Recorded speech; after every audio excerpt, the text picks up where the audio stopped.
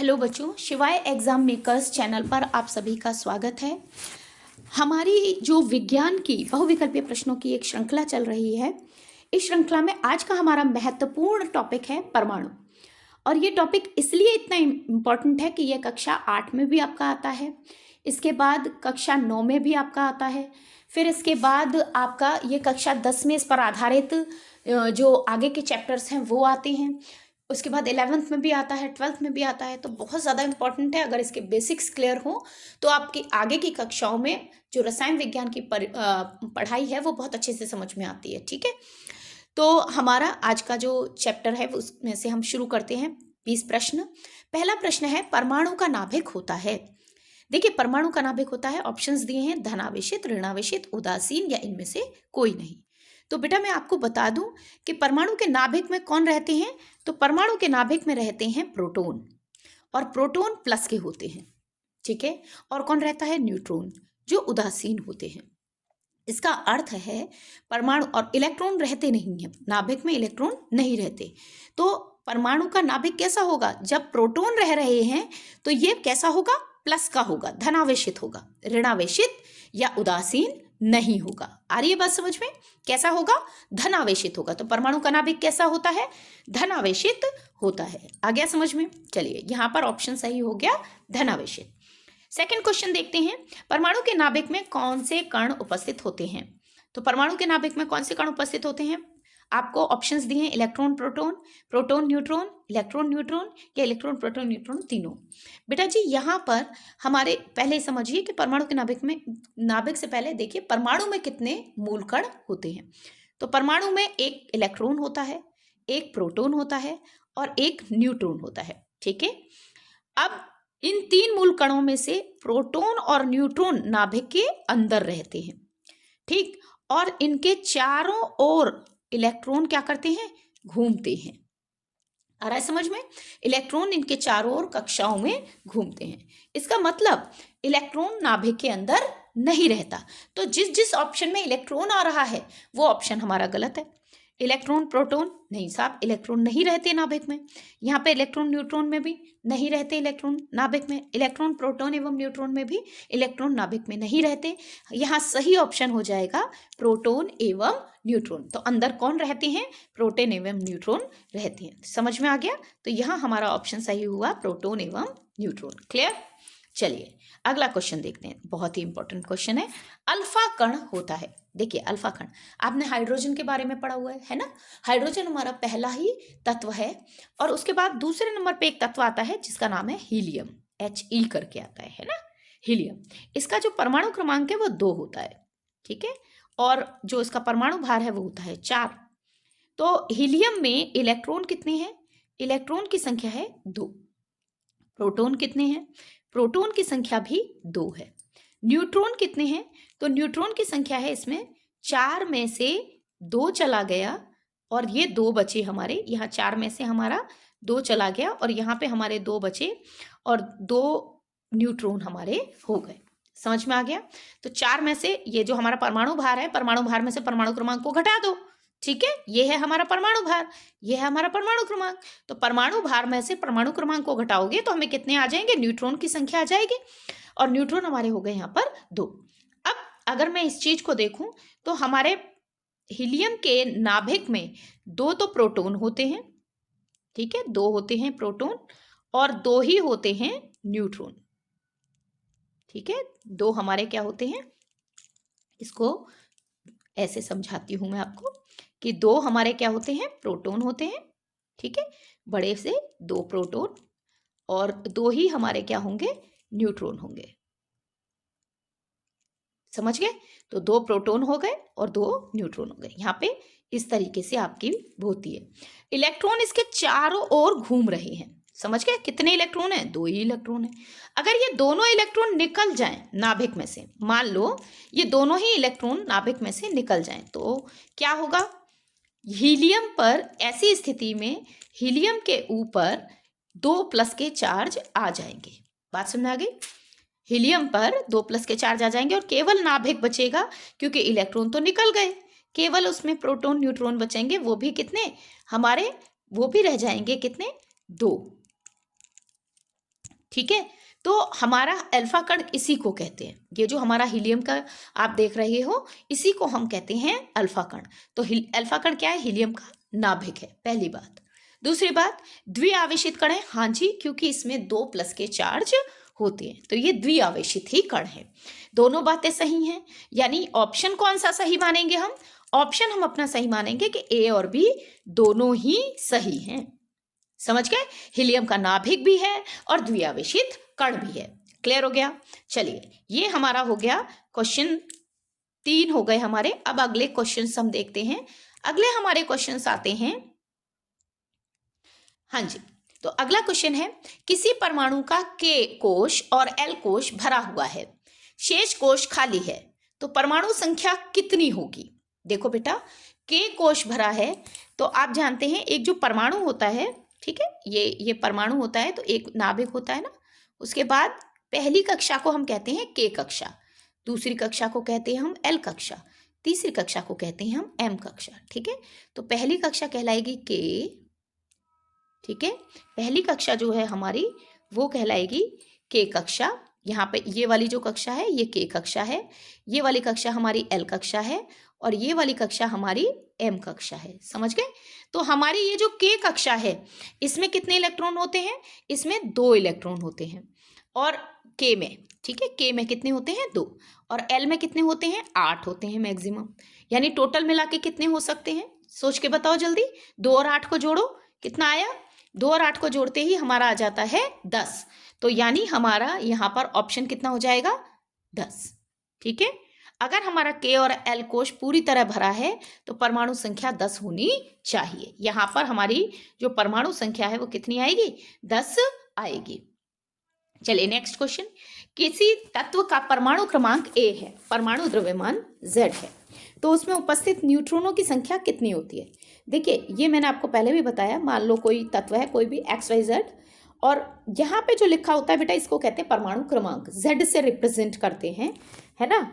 अब इन्होंने लेकिन यहाँ पर परमाणु क्रमांक को इन्होंने ए से रिप्रेजेंट किया है, तो मैं यहाँ पर इसे ए से रिप्रेजेंट किए देती हूँ। ठीक है, तो यहाँ पे ये एक्स का हमने यहाँ नीचे लिख दिया ए और ऊपर परमाणु द्रव्यमान दे दिया है Z। ठीक है, हमेशा याद रखिए डिपेंड करेगा कि आपने क्या माना है। तो इस प्रश्न में परमाणु क्रमांक ए माना गया है, आपको घुमाने के लिए क्वेश्चन को घुमाया गया है, जबकि परमाणु क्रमांक जनरली हम Z से रिप्रेजेंट करते हैं और परमाणु द्रव्यमान को हम ए से रिप्रेजेंट करते हैं। तो जनरली होता है A - Z, बट बच्चे कंफ्यूज हो जाएंगे, है ना। तो इसमें इन्हें घुमाने के लिए क्या दिया? परमाणु क्रमांक दे दिया A, परमाणु द्रव्यमान दे दिया Z। तो यहाँ पर हम परमाणु द्रव्यमान में से परमाणु क्रमांक घटाते हैं, इसलिए यहाँ हो जाएगा Z - A। आया समझ में? तो हमारा ऑप्शन कौन सा सही है? Z - A सही है, क्योंकि यहाँ पर क्वेश्चन में आपको घुमाकर दे दिया गया है, अन्यथा होता A - Z है। ठीक है, समझ में आ गया? तो यहाँ पर हमारा Z - A आंसर हो जाएगा। क्लियर? चलिए नेक्स्ट क्वेश्चन है, किसी तत्व के परमाणु में 18 इलेक्ट्रॉन हैं और 17 प्रोटॉन है, 18 न्यूट्रॉन है और 17 प्रोटॉन है, तत्व का परमाणु द्रव्यमान होगा।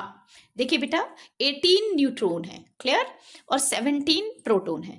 तो परमाणु द्रव्यमान जो होता है जनरली वैसे हम इसे ए से रिप्रेजेंट करते हैं ना, मैंने अभी बताया था ना। तो ए जो होता है वो होता है प्रोटॉन प्लस न्यूट्रॉन, प्रोटॉन के साथ हम न्यूट्रॉन को ऐड कर देते हैं। अब यहाँ पर हमारा प्रोटॉन कितने हैं? 17 है, न्यूट्रॉन कितने हैं? 18 है। तो हमने 17 में 18 को ऐड किया, व्हाट यू गेट? 18 में अगर 17 ऐड करोगे यू विल गेट 35। समझ गए? आपको 35 मिलता है। तो यानी तत्व का परमाणु द्रव्यमान कितना होना चाहिए? 35 होना चाहिए। क्लियर हो गया? चलिए आगे बढ़ते हैं। ठीक है, नेक्स्ट क्वेश्चन हम लोग देखते हैं। नेक्स्ट क्वेश्चन हमारे आते हैं, हाँ, अब हमारा देखिए 7 नंबर क्वेश्चन है, निम्न में से कौन समस्थानिक का युग्म नहीं है? ठीक है, समस्थानिक किन्हें कहते हैं बेटा? समस्थानिक कहते हैं जिनके परमाणु क्रमांक समान हो। ठीक है, जिनके परमाणु क्रमांक समान हो लेकिन परमाणु भार अलग अलग हो, उन्हें हम समस्थानिक कहते हैं। तो देखिए ए ऑप्शन दिया है 6C14, 6C12, तो आपको दिख रहा है यहाँ पर ये तो समस्थानिक है क्योंकि इसमें परमाणु क्रमांक बराबर हैं। ये देखिए, आप देख रहे हो परमाणु क्रमांक बराबर है। अब इसके बाद में बी ऑप्शन में अगर हम देखते हैं तो हमारा 1H1 है, 1H2 है।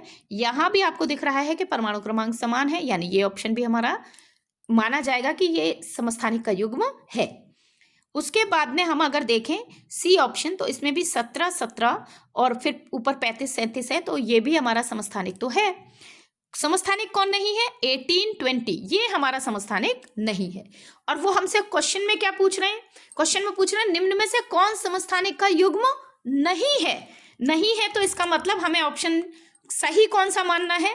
सही मानना है हमको ऑप्शन डी वाला, क्योंकि इसमें समस्थानिक युग्म नहीं है। समस्थानिक होने के लिए हमारे परमाणु क्रमांक समान होने चाहिए, जो कि ऊपर के तीनों में है और नीचे वाले में नहीं है, डी ऑप्शन में नहीं है।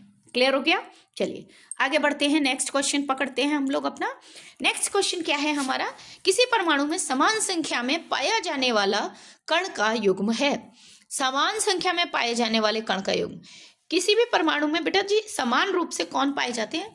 देखो, परमाणु क्रमांक जो होता है ना Z, इसके बराबर किसकी संख्या होती है? इलेक्ट्रॉन की संख्या होती है, और इसी के बराबर प्रोटॉन की संख्या होती है किसी परमाणु में। यानी समान संख्या में कौन सा युग्म पाया जाता है? इलेक्ट्रॉन और प्रोटॉन। न्यूट्रॉन की संख्या हमेशा जो परमाणु भार या परमाणु द्रव्यमान होता है उसमें से प्रोटॉन की संख्या को घटाकर मिलती है, या परमाणु क्रमांक को घटाकर मिलती है। तो न्यूट्रॉन की संख्या घट बढ़ सकती है, वो हमेशा इलेक्ट्रॉन प्रोटॉन के बराबर नहीं होती है, लेकिन इलेक्ट्रॉन और प्रोटॉन की संख्या हमेशा बराबर होती है। इसीलिए हम कहेंगे यहाँ पर हमारा समान संख्या में पाया जाने वाला प्रोटॉन न्यूट्रॉन नहीं होगा, ठीक है, इलेक्ट्रॉन न्यूट्रॉन भी नहीं होगा, इलेक्ट्रॉन प्रोटॉन, ये हमारा सही ऑप्शन होगा। क्लियर हो गया? ठीक है, तो यहाँ हमारा सही ऑप्शन है इलेक्ट्रॉन प्रोटॉन, ठीक है, ये ऑप्शन हमारा सही है। किसी तत्व के, अब ये हमारा 9th क्वेश्चन है, किस तत्व के नाभिक में न्यूट्रॉन नहीं होता है? तो किस तत्व के नाभिक में न्यूट्रॉन नहीं होता? देखिए, हाइड्रोजन, हीलियम, ड्यूटेरियम, ट्रिटियम। बेटा हाइड्रोजन का फॉर्मूला देखो, हाइड्रोजन का फॉर्मूला है H, तो इसका परमाणु क्रमांक भी 1 है, परमाणु भार भी 1 है। हीलियम, इसका परमाणु क्रमांक 2 है, परमाणु भार 4 है। ड्यूटेरियम, ड्यूटेरियम में बेटा जी ये हाइड्रोजन का ही एक समस्थानिक है, और इसमें हमारा 1 आपका परमाणु क्रमांक होगा, लेकिन परमाणु भार 2 होगा। और ट्रिटियम में परमाणु क्रमांक 1 होगा, लेकिन परमाणु भार 3 होगा। अब आप सबके बारे में जानते हैं। इसमें देखिए हमारा न्यूट्रॉन कैसे निकालेंगे? 1 में से 1 माइनस करो तो यहाँ आया 0, इसमें करोगे तो 4 - 2 करेंगे तो आया 2, यहाँ पे करेंगे तो 2 में से हमने 1 माइनस किया और हमको मिला 2, और यहाँ पर हमने 3 में से 1 माइनस किया, हमको मिला 2। कहने का अर्थ ये है, देखिए ट्रिटियम में भी हमको न्यूट्रॉन मिल रहे हैं, ड्यूटेरियम में भी हमको न्यूट्रॉन मिल रहे हैं, हीलियम में भी हमको न्यूट्रॉन मिल रहे हैं। किस में नहीं मिल रहे? हाइड्रोजन में नहीं मिल रहे। हाइड्रोजन में हमको कोई न्यूट्रॉन नहीं मिल रहा। इसका मतलब हमारा यहाँ पर सही ऑप्शन कौन सा होगा? हाइड्रोजन, हमारा सही ऑप्शन होगा हाइड्रोजन। क्लियर हो गया? समझ में आया? चलिए आगे बढ़ते हैं हम। चलिए अब अपना 10th क्वेश्चन देखते हैं। तेल की बूंद वाले प्रयोग में इलेक्ट्रॉन का आवेश ज्ञात करने वाले वैज्ञानिक थे। देखो बेटा, यहाँ पर इलेक्ट्रॉन की जब बात आ जाती है तो बहुत से बच्चे समझते हैं कि टॉमसन की बात हो रही है। हाँ जी, टॉमसन ने इसकी खोज जरूर की थी, लेकिन तेल की बूंद वाला जो प्रयोग है ना, वो टॉमसन ने नहीं किया है, ठीक है। और चैडविक तो न्यूट्रॉन की खोज करता है, रदरफोर्ड प्रोटॉन की खोज करता है, तो ये दोनों नाम तो पहले ही सही नहीं है।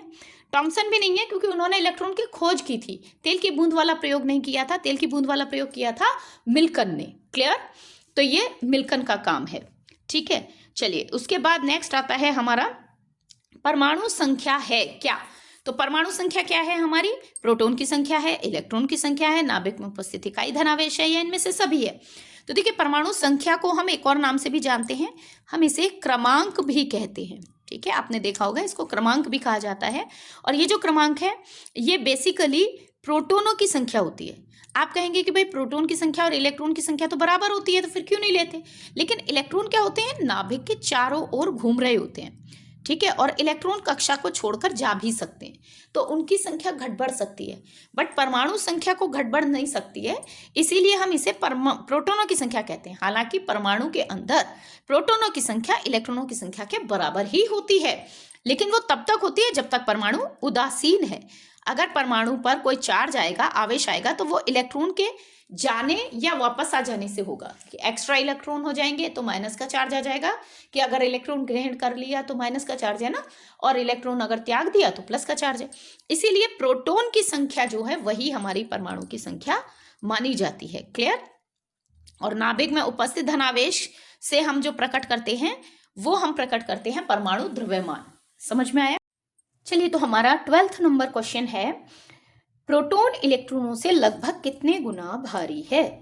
तो प्रोटॉन इलेक्ट्रॉन से कितने गुना भारी है, इसके लिए पहले हम इनके द्रव्यमानों को देखने की कोशिश करते हैं। द्रव्यमान प्रोटॉन का होता है 1.672 इंटू 10⁻⁻27, ठीक है, 27 ये होता है हमारा प्रोटॉन का। इलेक्ट्रॉन का होता है हमारा 9 इंटू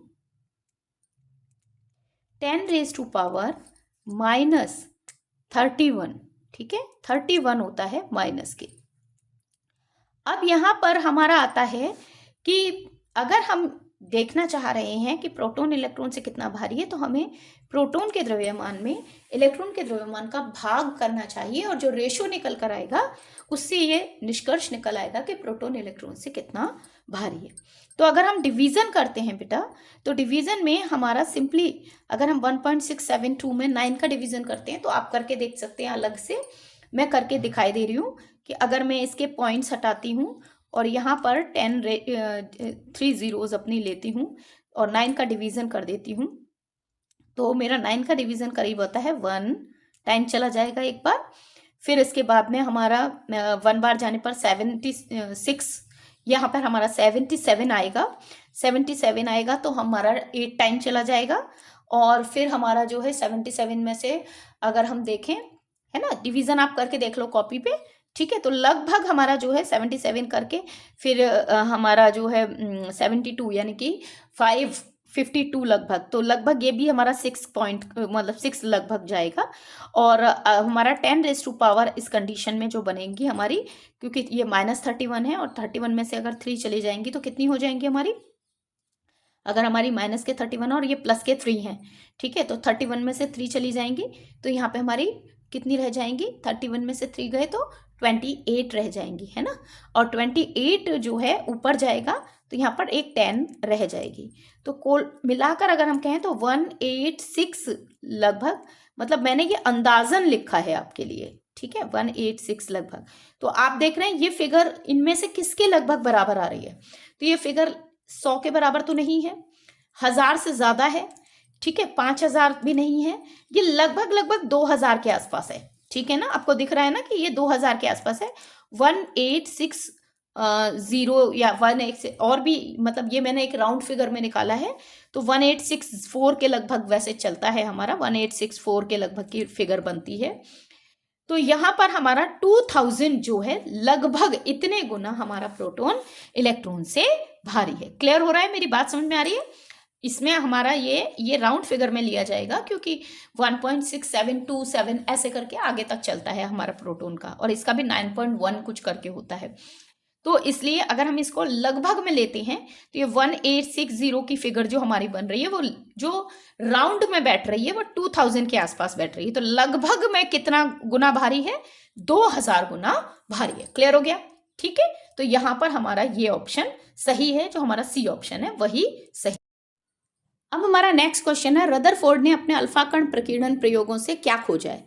प्रोटॉन को खोजा, न्यूट्रॉन को खोजा, नाभिक को खोजा या इलेक्ट्रॉन को खोजा? तो आपको सबको पता है कि रदरफोर्ड ने एक सोने की पतली पन्नी पर प्रयोग किया था, अल्फा कणों को डाला था, तो एक अल्फा कण कोई 20,000 में से था जो वापस लौटा, बाकी सब सीधे डिफ्लेक्ट हुए थे ऐसे, और कुछ सीधे सीधे निकल गए थे, है ना, ऐसे निकल गए थे सीधे। तो ये हमने पढ़ा था। तो हमने इससे जो निकल कर आया था वो किसके बारे में रदरफोर्ड ने फिर अपने जो है निष्कर्ष बताए थे, तो वो निष्कर्ष बताए थे उन्होंने नाभिक के बारे में। किसके बारे में बताए थे? नाभिक के बारे में अपने ये निष्कर्ष बताए थे। चलिए, उसके बाद में नेक्स्ट क्वेश्चन आता है आपका, हीलियम में उपस्थित मौलिक कण की संख्या है। हीलियम में उपस्थित जो मौलिक कण हैं उनकी संख्या कितनी है? तो देखो, हीलियम में आपका जो परमाणु क्रमांक है वो होता है 2, ठीक है बेटा, और परमाणु भार कितना होता है? 4, ठीक। तो इसमें इलेक्ट्रॉन कितने होंगे? इलेक्ट्रॉन होंगे इसमें 2। प्रोटॉन कितने होंगे? तो प्रोटॉन होंगे इसमें 2, क्योंकि इसमें परमाणु क्रमांक 2 है, ठीक। न्यूट्रॉन की बात करें तो न्यूट्रॉन हमेशा परमाणु भार में से परमाणु क्रमांक को घटाकर मिलता है, तो 4 में से हमें 2 घटाने पड़ेंगे और तब आएगा 2। तो आप यहाँ देख रहे हैं 2 ही इलेक्ट्रॉन हैं, 2 ही प्रोटॉन हैं, 2 ही न्यूट्रॉन हैं, यानी टोटल मिला के हो गए 6, ठीक है। तो हमारे कुछ कितने मूल कण हैं? हमारे मौलिक कण कितने हैं हीलियम में? 6 हैं। 2, ठीक है, 2 + 2 + 2, समझ गए? 2 इलेक्ट्रॉन हैं, 2 प्रोटॉन हैं और 2 ही न्यूट्रॉन हैं। क्लियर हो गया? तो यहाँ पर हमारा ये ऑप्शन सही होगा, ठीक। चलिए नेक्स्ट आगे बढ़ते हैं। तो ये हो गया, परमाणु के नाभिक में नजदीक कौन सी कक्षा होती है? नाभिक के सबसे पहले पास कौन सी कक्षा होती है? देखो, ये नाभिक है, नाभिक के पास पहली कक्षा, फिर दूसरी कक्षा, और फिर इसके ऊपर होती है तीसरी कक्षा, फिर होती है हमारी चौथी कक्षा, ठीक है भाई, ऐसे होता है। तो जो सबसे पहली कक्षा है उसका नाम होता है के कक्षा। कौन सी कक्षा होती है ये हमारी कक्षा होती है जिसको हम के कक्षा कहते हैं। दूसरी जो कक्षा होती है इसको हम कहते हैं एल कक्षा। तीसरी जो कक्षा होती है इसको कहते हैं एम कक्षा, और जो चौथी कक्षा होती है इसको कहते हैं हम एन कक्षा। तो सबसे पहली कक्षा कौन सी है? ठीक है, तो सबसे पहली कक्षा है हमारी के कक्षा। समझ में आया? चलिए आगे बढ़ते हैं। नेक्स्ट क्वेश्चन है हमारा, समस्थानिकों के परमाणु संख्या समान किंतु परमाणु द्रव्यमान भिन्न होते हैं। द्रव्यमान संख्या समान किंतु परमाणु संख्या भिन्न होती है। परमाणु संख्या और परमाणु द्रव्यमान संख्या दोनों ही समान होते हैं। परमाणु संख्या और द्रव्यमान संख्या दोनों ही भिन्न होते हैं। देखिए समस्थानिकों में क्या होता है बेटा, समस्थानिकों में परमाणु संख्या, देखो वो नीचे वाला जो होता है ना, जैसे मैं ले लूं एक x और एक y, तो x और y में नीचे का जो z है, ठीक है, तो Z1 है इसका, मान लीजिए इसका Z2 है, ठीक है, तो परमाणु संख्या समान होती है। ये Z1 जो होगा वो Z2 के बराबर होगा। आ रहा है समझ में?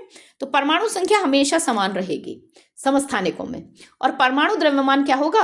भिन्न होगा। इसीलिए यहाँ पर हमारा ऑप्शन कौन सा सही बैठेगा? परमाणु संख्या समान और परमाणु द्रव्यमान भिन्न होते हैं। द्रव्यमान संख्या समान नहीं होती समस्थानिकों में, द्रव्यमान संख्या समान होती है समभारिकों में। ठीक है, नाम से ही हो रहा है ना, समभारी, जिनका परमाणु भार समान हो। ठीक, और दोनों तो कभी समान होते ही नहीं है, ठीक, नहीं दोनों भिन्न, हाँ दोनों भिन्न हो सकते हैं, लेकिन इसको फिर हम समस्थानिक नहीं कहेंगे। चलिए 17 नंबर का हमारा जो क्वेश्चन है वो है हमारा, किस कक्षा या शेल में इलेक्ट्रॉन की सबसे कम संख्या होती है? कौन सी कक्षा है जिसमें इलेक्ट्रॉन की संख्या सबसे कम होती है? तो बेटा आप जानते हैं पहली कक्षा में 2 इलेक्ट्रॉन रहते हैं, दूसरी कक्षा में मैक्सिमम 8 इलेक्ट्रॉन रहते हैं, तीसरी कक्षा में मैक्सिमम 18 होते हैं, चौथी कक्षा में मैक्सिमम 32 होते हैं। पहली कक्षा होती है के में 2 रहते हैं, एल में 8 रहते हैं, एम में 18 रहते हैं, एन में 32 रहते हैं। तो यहाँ पर अगर हम देखें तो हमारे सबसे कम कक्षा, जो हमारी सबसे कम इलेक्ट्रॉन वाली कक्षा है वो है के। तो के कक्षा में इलेक्ट्रॉनों की संख्या सबसे कम होती है, और सबसे ज्यादा अगर देखें तो एन में होती है। ठीक है भाई, चलिए नेक्स्ट आगे बढ़ जाते हैं हम लोग। नेक्स्ट क्वेश्चन है हमारा, निम्न तत्वों में किसका इलेक्ट्रॉनिक विन्यास होगा 284? किसका होगा 284? ठीक है, देखिए बेटा 284 अगर आप ऐड करें, सोडियम का कितना होता है? सोडियम का परमाणु क्रमांक बता दूं पहले मैं आपको, 11 होता है। सिलिकॉन का परमाणु क्रमांक होता है 14, सल्फर का परमाणु क्रमांक होता है 16, ठीक है। तो सोडियम के इलेक्ट्रॉनिक विन्यास करो, पहली कक्षा में 2 होगा, दूसरी में 8 होगा और तीसरी में 1 होगा। इसमें पहली में 2 होगा, दूसरी में 8 होगा और तीसरी में कितना होगा हमारा 4। और इसमें पहली कक्षा में 2 होगा, दूसरी में 8 होगा और तीसरी में होगा 16। समझ में आया? कहने का अर्थ है इन तीनों में से कौन सा लग रहा है आपको? सिलिकॉन। तो यहाँ सही ऑप्शन क्या कौन सा माना जाएगा? यहाँ सही ऑप्शन माना जाएगा हमारा सिलिकॉन। क्लियर? अब 19th नंबर का क्वेश्चन है, इनमें कौन अक्रिय गैस है? कौन सी अक्रिय गैस है? नाइट्रोजन, ज़ेनॉन, क्लोरीन या ऑक्सीजन? तो देखो बेटा, अक्रिय गैस वो होती है जो किसी से क्रिया नहीं करती, जिसका ऑक्टेट कंप्लीट होता है, अष्टक पूरा होता है। तो आप जानते हैं नाइट्रोजन का परमाणु क्रमांक 7 होता है, 2, 5, तो अष्टक पूरा नहीं है, यानी ये गैस अक्रिय हो ही नहीं सकती। आ रहा है समझ में? क्लियर हो रहा है? जेनॉन जो है हमारी, ये एक अक्रिय गैस मानी जाएगी। क्लोरीन भी नहीं है, क्योंकि क्लोरीन जो है इसका परमाणु क्रमांक 17 है और ये 2, 8, 7। मैं औरों का क्यों नहीं बता रही हूँ, उसका रीजन है कि जानने की जरूरत नहीं है, बस आप अपने हिसाब से आप जानते हैं, जिनके आप जानते हो केवल उन्हीं से आप निकाल सकते हो। ठीक है। तो आपका जो है ऑक्सीजन की अगर मैं बात करती हूँ, तो ऑक्सीजन का परमाणु क्रमांक आता है आपका 8, तो ये भी आपकी अक्रिय नहीं होती, क्योंकि 2, 6। तो यहाँ आप बिना सोचे समझे ज़ेनॉन पर टिक मार सकते हैं। ठीक है, ज़ेनॉन हमारा जो है अक्रिय गैस होगी। ये सोचने की जरूरत नहीं कि ज़ेनॉन का परमाणु क्रमांक क्या है, वैसे तो जान सकते हैं, बट लेकिन जरूरत नहीं है। आपकी छोटी क्लास है तो आप लोग केवल और केवल औरों के देखकर भी अंदाजा लगा सकते हो। ठीक है, तो ज़ेनॉन यहाँ पर एक अक्रिय गैस है। चलिए, इसके बाद में अक्रिय गैस किसे कहेंगे? जिसका अष्टक पूरा है। सही कथन को चुनें। परमाणु एक क्रियाशील रासायनिक प्रजाति है, किंतु आयन स्थायी होते हैं। धातु इलेक्ट्रॉन प्राप्त करने की प्रवृत्ति रखते हैं। अधातु इलेक्ट्रॉन त्यागने की प्रवृत्ति रखते हैं। परमाणु विभाजित नहीं हो सकता। देखो बेटा, नीचे से ही अगर मैं शुरू करूं तो सबसे पहले परमाणु विभाजित नहीं हो सकता, ये गलत है। परमाणु विभाजित हो सकता है इलेक्ट्रॉन, प्रोटॉन और न्यूट्रॉन में, और आगे आप बड़ी क्लासेस में पढ़ेंगे कि इससे भी और ज्यादा मूल कण और एक्स्ट्रा भी होते हैं, और भी बहुत सारे मूल कण हैं जिनके बारे में आप आगे वाली कक्षाओं में पढ़ेंगे। इलेक्ट्रॉन, प्रोटॉन, न्यूट्रॉन तो मुख्य हैं, मौलिक कण कहलाते हैं। इसके अलावा भी कुछ कण और होते हैं। अधातु इलेक्ट्रॉन त्यागने की प्रवृत्ति रखते हैं? नहीं। अधातु जितने भी हैं वो नेगेटिव होते हैं, और नेगेटिव कंपाउंड्स का मतलब होता है कि वो इलेक्ट्रॉन ग्रहण करने की प्रवृत्ति रखते हैं, ना कि त्यागने की। धातु इलेक्ट्रॉन प्राप्त करने की प्रवृत्ति रखते हैं? नहीं, क्योंकि इलेक्ट्रॉन प्राप्त करने का मतलब होगा उन पर माइनस का चार्ज, लेकिन जितनी भी धातुएं होती हैं वो विद्युत धनात्मक होती हैं, प्लस का चार्ज लेकर आती हैं। ठीक है, अब आता है परमाणु एक क्रियाशील रासायनिक प्रजाति है, किंतु आयन स्थायी होते हैं। हाँ, ये सही है। परमाणु बहुत क्रियाशील होता है, स्वतंत्र रूप से रह नहीं पाता। क्यों? क्योंकि वो अगर स्वतंत्र रहेगा तो किसी न किसी से क्रिया करके अपने अष्टक को पूरा करने का प्रयास करेगा। केवल वही परमाणु स्वतंत्र रह पाते हैं जो कि अपना अष्टक पूरा किए होते हैं। जैसे हाइड्रोजन है तो वो क्रिया करती है, ठीक है, लेकिन हीलियम क्रिया नहीं करती, क्योंकि हीलियम का द्विक पूरा है। आ रहा है समझ में? क्लियर हो रहा है? ऑर्गन क्रिया नहीं करती क्योंकि ऑर्गन का अष्टक पूरा है। नियॉन क्रिया नहीं करती क्योंकि उसका अष्टक पूरा है, लेकिन बाकी क्रिया करते हैं क्योंकि उनका अष्टक पूरा नहीं है। तो परमाणु तो स्वतंत्र केवल एक ही स्थिति में रह पाता है जब उसका अष्टक पूरा हो, अन्यथा वो अष्टक पूरा करने के लिए क्रिया करेगा। तो बहुत क्रियाशील है, समझ गए? लेकिन उसके जो आयन होते हैं, क्योंकि उनमें अष्टक पूरा है, इसीलिए वो स्थायी होते हैं। जैसे अगर मैं Na की बात करूं तो Na का परमाणु क्रमांक आपका 11 है, लेकिन जब Na पर 1 प्लस का चार्ज आ जाता है तो परमाणु क्रमांक क्या हो जाता है? Na का 10 हो जाता है, यानी 2, 8। तो अष्टक पूरा होने की वजह से अब ये किसी से क्रिया नहीं करेगा। कोई जरूरत नहीं इसको अपना अष्टक पूरा दोबारा करने की, क्योंकि अष्टक तो ऑलरेडी पूरा हो चुका ना आयन का। इसीलिए परमाणु के आयन स्थायी हो सकते हैं, लेकिन वो खुद बहुत क्रियाशील होता है। यही ऑप्शन आपका सही है। तो यहाँ आपके 20 प्रश्न जो हैं उनकी श्रृंखला कंप्लीट होती है। ठीक है, उम्मीद है आपको समझ में भी आए होंगे, अच्छे भी लगे होंगे, और इन प्रश्नों के आधार पर आपको परमाणु संबंधी बहुत सारी जो प्रॉब्लम्स हैं वो सॉल्व हुई होंगी। आज के लिए इतना ही। अपने नेक्स्ट वीडियो में हम लोग परमाणु अणु पर और भी बहुत सारे प्रश्नों को हल करेंगे। ठीक है, यदि कोई प्रॉब्लम है, कोई बात समझ में नहीं आ रही है, तो आप मुझे कमेंट कर सकते हैं। ठीक है। और आप इसे सब्सक्राइब कर सकते हैं, चैनल को जो रेड कलर का बटन है उसको दबाकर सब्सक्राइब कर सकते हैं, ताकि आपको अगला वीडियो जब भी आए तो वो आपको पता चल जाए। और बेल आइकन इसकी दबाकर आप पता कर सकते हैं कि जब भी आपको नया वीडियो आएगा आपको तुरंत उसका पता चल जाएगा। ठीक है, थैंक यू सो मच। आज के लिए इतना ही, मिलते हैं अपने नेक्स्ट वीडियो में।